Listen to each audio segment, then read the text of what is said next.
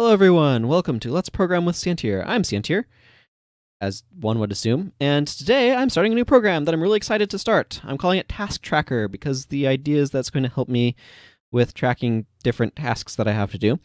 I kind of would have liked to call it Task Manager, but for obvious computer-related reasons, I chose not to do that.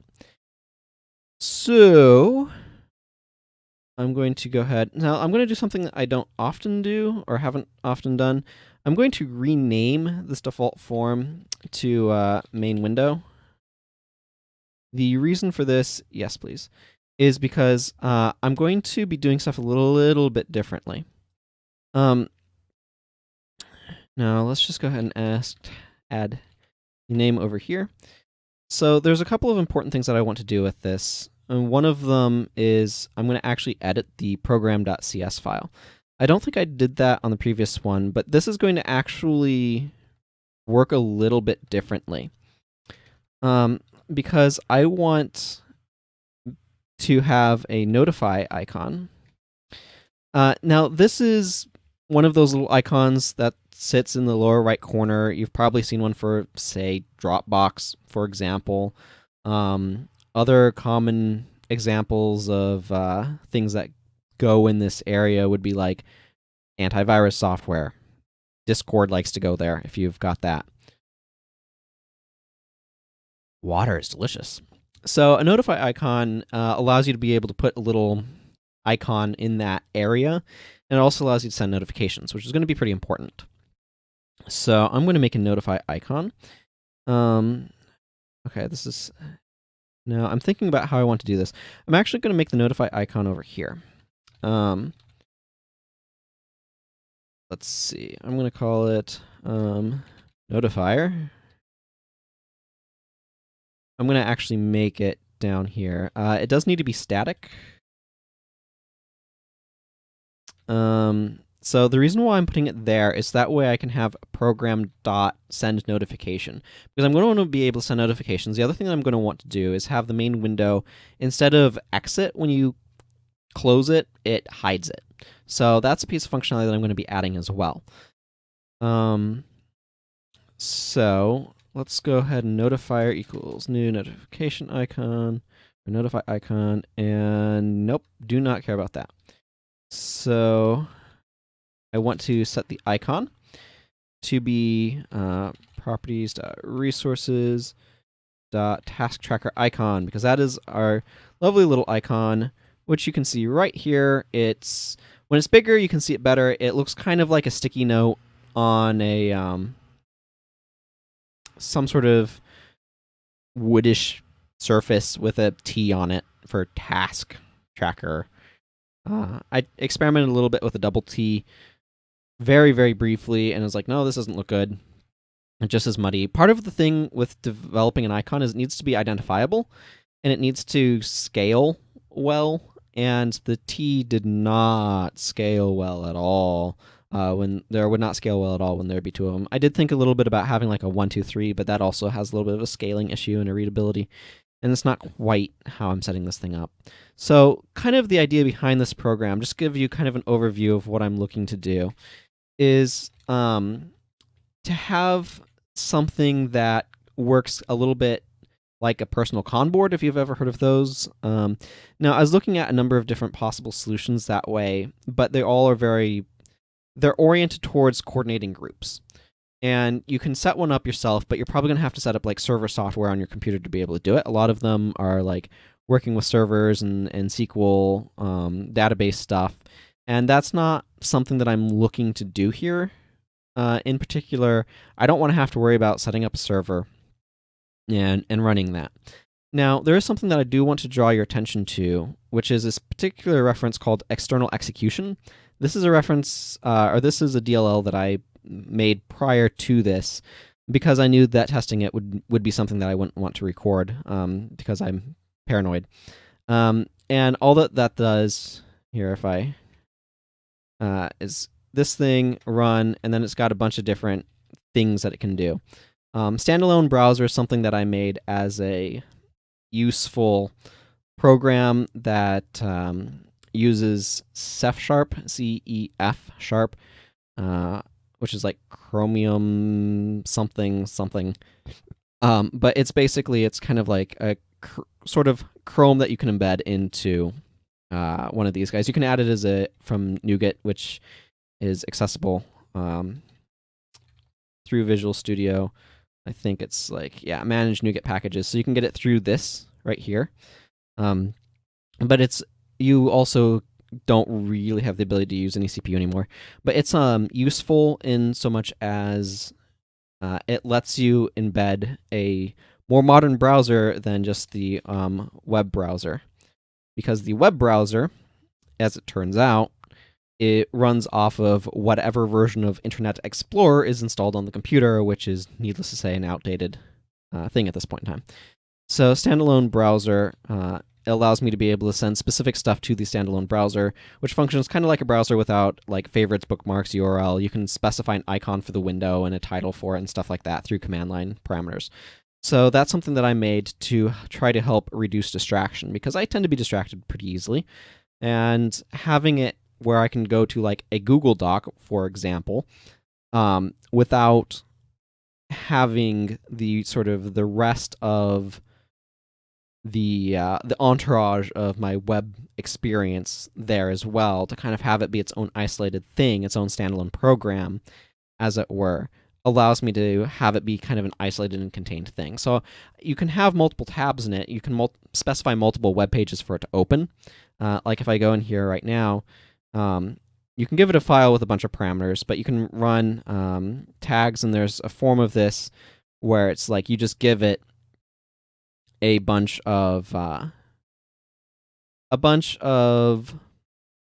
the word I'm looking for? A bunch of web pages. So that's the second one here. So you can give it a bunch of web pages, and it will pop up with those specified pages as tabs within the thing, but you can't add or subtract tabs or anything else. So it's meant to function kind of like turning specific web pages into a standalone program to help with distraction. So that's what that is all about. The rest of this is just abstraction for different ways of basically doing system.diagnostics.process and stuff with this, just to make it simpler to do things that way.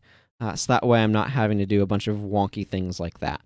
So some of them can send stuff like start programs, go open directories on your computer, things like that. So I'm intending to use that so that way I can make little links that I can click inside this program and pop up things that are related to the particular task. So for example, if the task is do something in this with this Google Doc that you want to open in the standalone browser, you're like, hey, here's standalone browser that I'm opening that in. So that's just an example of sort of the idea. Or if it's like, oh yeah, it's this particular thing on this directory, you can do it there. Or, oh yeah, I want to reference this particular web page, you can just have it opened in the normal browser. There's a thing here for not slash open URL, and all this is doing, by the way, is it's kind of a proxy for command line, like start, I don't know, like www.google.com or something. It's basically just doing that, sending it straight to the command line. It turns out if you run the command prompt with /c, it will run whatever you send. So it's just kind of doing stuff like that. If people want me to go over it, I can make like a short one-off episode just kind of going over what it does. Not really displaying the functionality, but I can kind of go over it. And if people, for whatever reason, want copies of the standalone browser and the external execution DLL for whatever reason, you can potentially let me know, and I might be able to put those up where they're accessible. But anyway, for right now, I want to kind of focus on this guy. I've kind of gone off on a bit of a tangent. So I want to set the text for this to be task tracker, because that's what it is. I actually use one of these right here with the music player that I have. So you can see that this is popping up what song is currently being played on this music player that I made. I call Music Player Sharp. But so that's kind of what that is. So right now, when we run this, what we should see, if I build it, build started, build succeeded. So if we run this, and when you're testing stuff that has a lot of, or that has a notify icon, you'll end up getting a lot of extras showing up in like your hidden icons or whatever. But this is started up, so we should be able to see. Oh, there's OBS recording. Let's see. Why am I not seeing this icon? Whatever. You can see that I have like Steam going and Carbonite and some random stuff that's like things that I made that otherwise use icons. But eventually this thing should start showing up there. You can see the icon down there a little bit better. Oh, I probably need to... no? Okay. Visible equals true. We're already debugging, folks. You'll note that I spent a good bit of this episode time so far. Oh, what's going on now?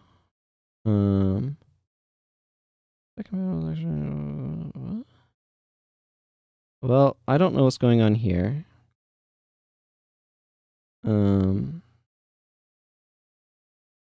Oh, it's probably... Okay, I see what's going on here. So I probably want to do notify icon stuff after that. Maybe? I don't know. That seems to be what it's saying. I'm just going to call this set up notification icon. So something that you'll notice is I spent a good bit of time talking about what my objective with this is. Yeah, there it is. Right there. Task tracker. So we're eventually going to be able to update that to have like next task or other things show up there, and we're going to be able to send notifications through it. So as an example, show balloon tip. Is this what it is? I forget. Yeah, so this would be like, I don't know, 15, task due, testing stuff, icon info. So if we do this and we run it, yep, this pops up. So you can see this will pop up notifications. So I'm going to be using that functionality. Yeah, that's nice. Go away. To set up notifications, send notifications to the windows for like when stuff happens. So you can kind of do that with the calendar, but built into Windows 10. But I want to do other stuff. So that's going to be a bit of functionality that I'm going to be making use of as well. So let's see. The notification icon. So there's a couple of specific functions. Oh, and as I was saying earlier, before I got distracted with making the an obnoxious noise pop up at us, the with going through a program, you kind of want to know what your intention is, what your purpose is, what you're going to be using it for, so you can have an idea of what you're actually making. So I have a lot of ideas of what I want to do with this. I actually have some specific specs written down. Spec sounds more formal than it is. It's just a list of like, it needs to have these pieces of functionality. A water break. But I have some of that recorded off to the side? Side the right word? Something like that. But I have a bunch of that stuff recorded for like things that I want to specifically do.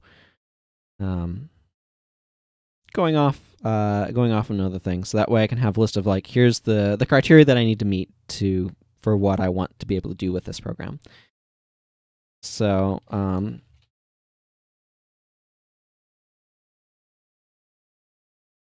so the first thing I'm going to do is just set up a couple of simple things.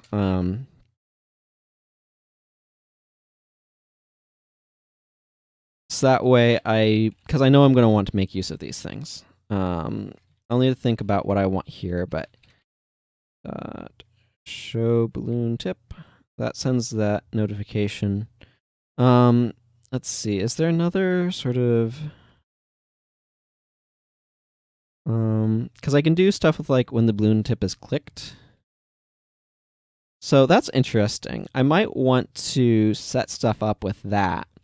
But that's something I'm going to worry about later. Now, there's other things that you can do here, like mouse click. This is something we'll probably want to respond to eventually at some point in time, so that way we can, for example, bring up the thing. But right now, this is going to just be show balloon tip, and it's going to be this one. Time period in milliseconds, the balloon tip should display. I'm just going to go ahead and set 0. Title. Sure, we can put tip text there. And the icon. So in general, I don't know that I need an icon, so I'm just going to turn that off. And tip text. Capital T. So I'm just going to go ahead and just do that for default right now. And this can go notifier.text equal text. Whoop. So this is just some initial stuff. Let me get some summary on this. Sets the text shown when the mouse is hovered over the notification icon. Spelling is hard. The text to set the display text to. Displays a system notification to the user. By the way, when I was setting up some stuff with my music playing program, and I wanted to display a little thing over here when you like change the volume or the track changed or whatever. And I initially was doing it, tried to do it through these balloon tips. That was a bad idea because it's like change the volume. You just have this huge thing of lists that went through like each volume because I was trying to show it rise and lower, right? Because I have some global shortcut keys with it, and that was an absolute nightmare.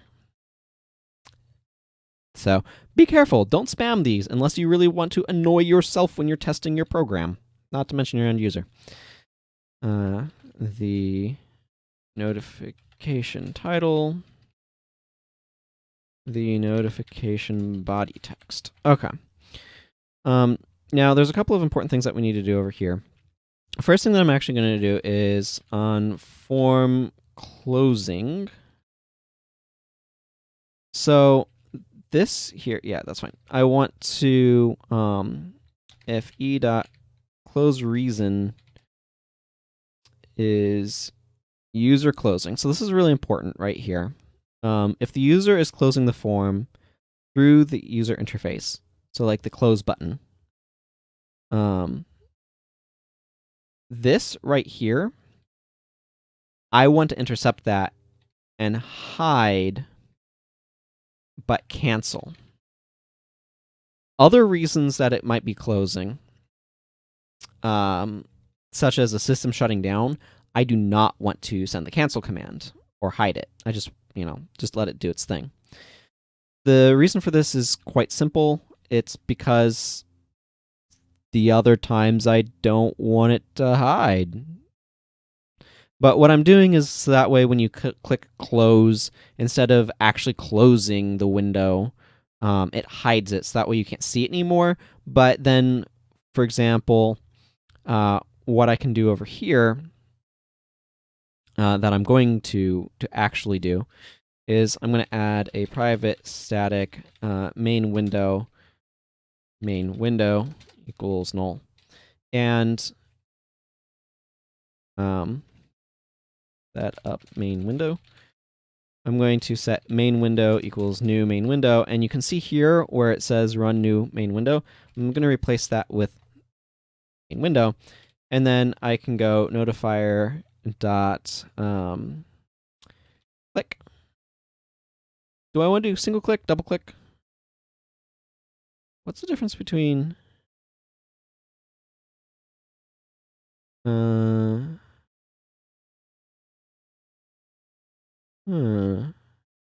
interesting. Okay, so we'll just go with mouse click. That name is fine. So we want to come down here and go if e dot button is equal to left. Main window dot show and main window dot bring to front. Bring to front is important. That will mean if it's hidden behind other stuff, e.g., you brought the Visual Studio forward, for example, it will bring it to the front. So that way when you click on it, it will not only just make it show up, it will also bring it to the front of all of the other windows, so that way you can actually see where it is. So what this is going to do is I'm going to have to kind of close this through that little thing right there. But when this window pops up, which it will shortly, I hope, you can already see the Notify icon is right here. Unless I did something wrong, it should show up in just a moment, I hope. You're showing up, right? Yeah, there we are. So now when I click this, you'll notice this doesn't stop going. This is still here. When I left click this, this pops back up. Now, obviously, I've made it so that way I can't quite close the program, so I'm just going to do that to stop it. But that's a way that you can set it up to bring something back from the Notify icon. So I just wanted to get some of that stuff set up initially because I wanted to do that. I might actually I'm gonna do this resurrect window, and what this is gonna do is shows the main window and brings it to the front. So I'm actually going to go ahead and take this right here and call it a separate function. So that way, if there's some other reason that I want to bring this forward, I can just do it from there. Like if there's some other piece of code that I'm running somewhere else that makes me want to do it. So I do want to add a couple of important things. The first one of which is actually going to be the main menu. Ba-ding! So this just gets called menu strip 1 by default. I'm just going to rename it to main menu for no reason other than I feel like it. Main menu. Oh, that stuff doesn't really matter, but okay. So there's a couple of important things that I know that I'm going to want to do. It's traditional to have a file up here. Now, I'm not entirely sure what all I'm going to want to have, but I know I should have probably an edit section. I'm not sure what all I'm going to have in there, but settings I definitely know that I'm going to want to have. So there's a couple of important settings I'm going to want to do. For example, I'm going to want to be able to set the location or the information about the standalone browser, for example. So that's something that I'm going to want to be able to do. That's an example of a setting that I'm going to want to have. Now, I'm going to worry about some of that stuff later. Right now, I'm going to go ahead and add a class for tasks. Tasks are going to be fairly complicated because I'm going to want to do a lot of different things with them. I'm going to need to spend a little bit of time figuring out exactly how I want to structure them. Okay, so we have our empty task. So what I want to think through is how do I want to set this up? There's a lot of different things that I want to do here. So I'm just going to go ahead and let's see. Where's my... I'm not going to bring the document over. I'm going to copy and paste. That's not right here. Right here's the thing of the stuff that I want to do. And I'm going to put it right here. So these are the things that I want to be able to do. Except I want to have stuff properly tabbed over because that annoys me when it's not. So tasks and subtasks that can have subtasks, etc. Close all subtasks, complete a task, marking a task complete, marks all subtasks complete. Okay, so one of the things I can see right away is I want to be able to have subtasks. I want to have an optional due date that can be used for things like scheduling, etc., but I don't necessarily need to have it.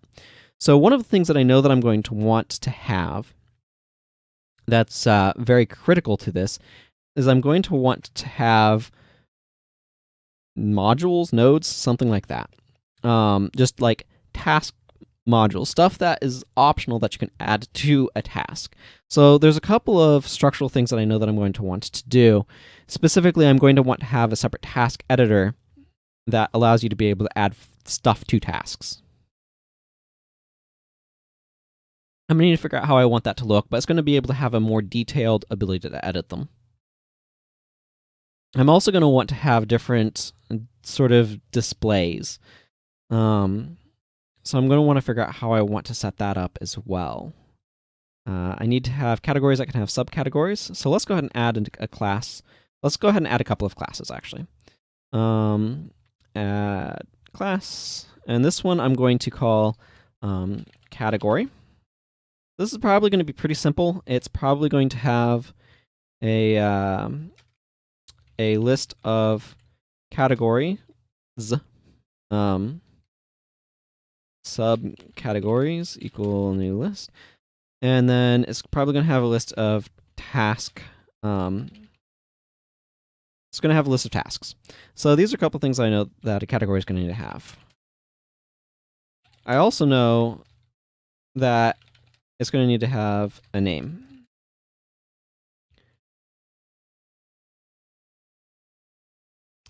I'm actually going to underscore these because what I want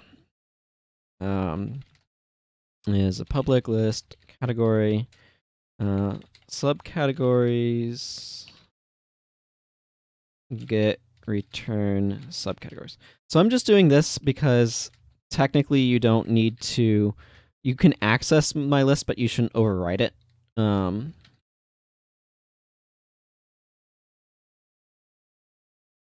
So this allows you to be able to see them and manipulate them, but not overwrite them.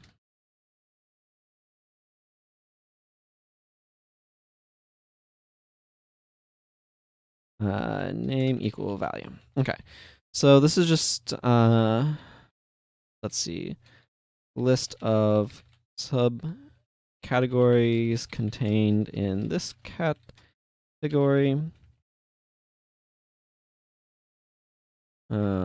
List of tasks in this category.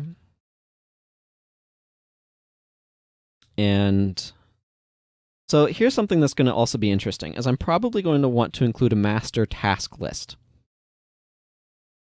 So I'll think about how I want to do that, but I'm pretty sure I know what I'm going to do. Name of the category.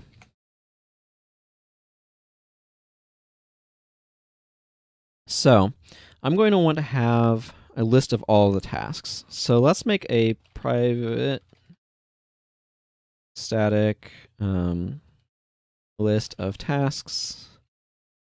All tasks equals new list, and then public static list task. I'm just going to do the same sort of thing here as I did on the other one. And this is going to have all tasks, get return all tasks. And let's comment this. Gets a list of all of the tasks in general. So there's many reasons why I might want to do this. The number one reason, of course, is to just search all of the tasks. And I'm just going to region this as all tasks static end region. So something that's going to be really important to making this work is I want to make a constructor. So task public task. This is a constructor, and all this is going to do is all tasks.add this. So this is going to add this particular task to the list of all tasks.